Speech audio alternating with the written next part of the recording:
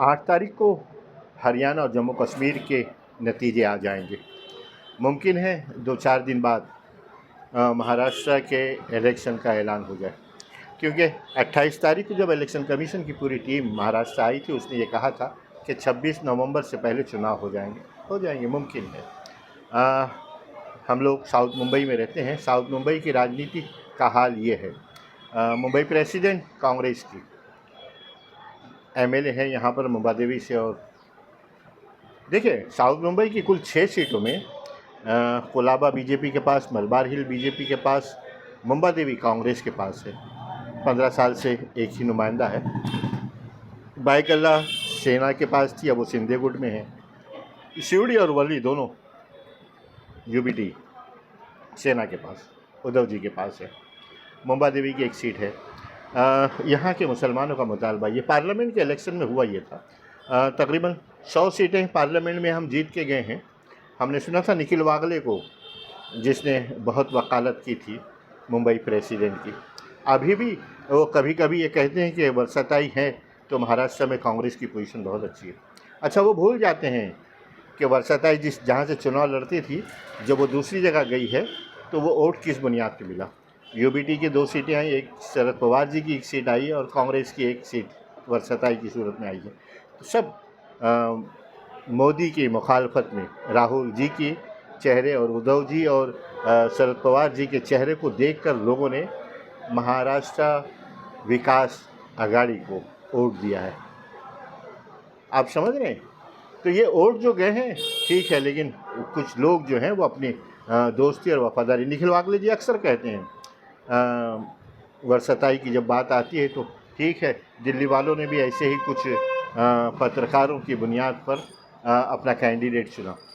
मान लो एक सीट कांग्रेस मुसलमान को दे देती, नसीम खान को दे देती, तो 100 की 99 होती। मुमकिन है कि अगर हार भी आते, लेकिन हारते नहीं, इससे अच्छे वोटों से जीतते। ठीक है, हो गया जो हो गया। लेकिन अब क्या हो रहा है? मैं सिर्फ साउथ मुंबई की बात करूंगा। साउथ मुंबई की कांग्रेस पार्टी को चला कौन रहा है? धारावी का मस्जिद का जब मामला हुआ, धारावी में जब महबूब सुबहानी मस्जिद का मामला हुआ, तो चीफ मिनिस्टर को मिलने के लिए कौन कौन गया? यहाँ से सिंधे गुट के एमपी, राज्यसभा के एमपी, यहाँ का मुंबा देवी का एमएलए वर्षाताई, ये चीफ मिनिस्टर को मिलने गई। अफसोस इस बात का है, देखिए मस्जिद को बचाने की बात थी, ठीक है, हो सकता है राज्यसभा सिंधे गुट ने जिस तरीके से नील महाराज की जिन्होंने आप सल्लल्लाहु अलैहि वसल्लम की शान में तौहीन की, नाम जहन में नहीं, ठीक है, उस की हिमायत, मतलब जब चीफ मिनिस्टर महाराष्ट्र ने की तो ये शायद बताने की कोशिश की जा रही थी कि धारावी के मस्जिद को बचाने के मुद्दे में सिंधे गुट के राज्यसभा के एमपी भी वर्षाताई के साथ में है। मैं ये कहता हूँ कि वर्षाताई क्या तन्हा चीफ मिनिस्टर को नहीं मिल सकती थी? चलिए ठीक है, लेकिन अब क्या हो रहा है? दिल्ली में जब बात होती है कि मतलब ये लोग अब भी यहाँ जो पुराने राज्यसभा देवरा परिवार के जो एमपी अब भी कांग्रेस को चला रहे, तो लोग ये कहते हैं कि सबूत दो। एक वो सिंधे गुट वाला, ठीक है। अभी ये हो रहा है कि कोलाबा में जो राहुल नार्वेकर है, जिसके स्पीकर है महाराष्ट्र विधानसभा में, उनके सामने ऐसा लोग कहते हैं, सूत्र बताते हैं कि उनके सामने ये कोशिश की जा रही है, मुंबई प्रेसिडेंट के मुंह में ये ज़बान डाली जा रही है कि वहाँ से कांग्रेस का कैंडिडेट आए, आसान कैंडिडेट, ताकि कोलाबा की वो सीट बीजेपी को फिर से चली जाए। अगर कांग्रेस को मांगना ही है तो मुंबा देवी की तो एक सीट है ही है कांग्रेस की, जिसमें भी मतलब बहुत ही ज़्यादा विरोध है। 15 साल हो गए यहाँ के एमएलए को। अच्छा, पूरी कांग्रेस यहाँ से महाराष्ट्र तक, पूरी कांग्रेस एक तरफ, और ये 2-3 लोग वर्षाताई के साथ एक तरफ।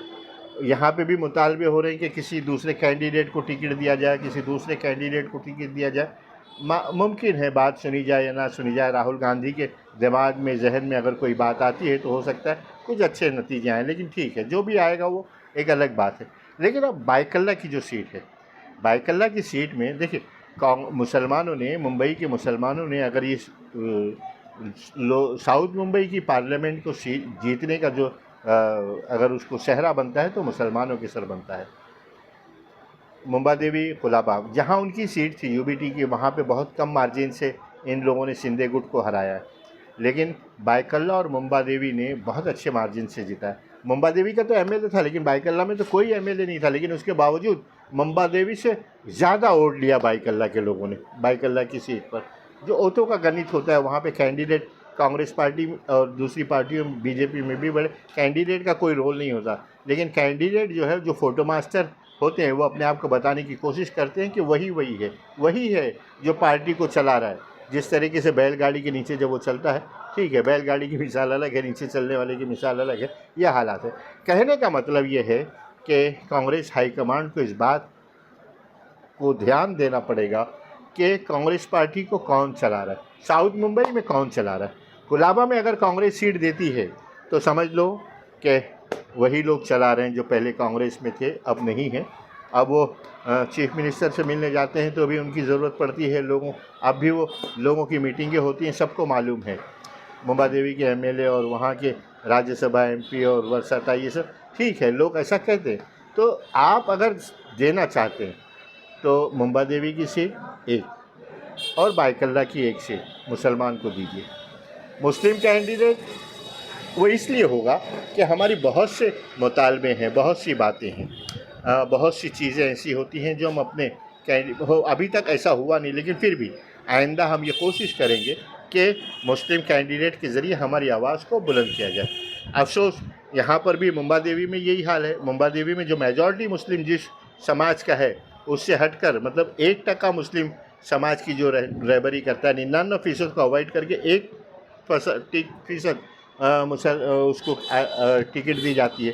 ठीक है, कांग्रेस की ये चाल है। कभी कभी लोग कहते हैं ना कि ये पता नहीं कहाँ से सोचते हैं, कैसे करते हैं। हो सकता है कि मतलब बहुत बड़ा प्रेशर हो इनको, अपनी इनको भी देने का टिकट, लेकिन हमारी आवाज़ भी सुनी जानी चाहिए। यहाँ पे सुन्नी मुसलमान रहता है। किरण रिजिजू ने कहा पार्लियामेंट में, यहाँ वक्त पे 2-3 बड़े बड़े मुद्दे चल रहे हैं। किरण रिजिजू ने कहा कि आगा खानी समाज और बोहरा समाज वक्फ बोर्ड से अलग होना चाहता है। अगर ये नहीं होना चाहता तो इन लोगों ने आवाज़ क्यों नहीं उठाई? कम अज़ कम इस एमएलए को बोलना चाहिए था कि बिल्कुल झूठ बोल रहे हैं किरण रिजिजू, कांग्रेस पार्टी में है और ये बीजेपी के लोग इस तरीके से बात कर रहे हैं तो झूठ बोल रहे हैं, ऐसा कहना चाहिए था, लेकिन उन्होंने नहीं कहा।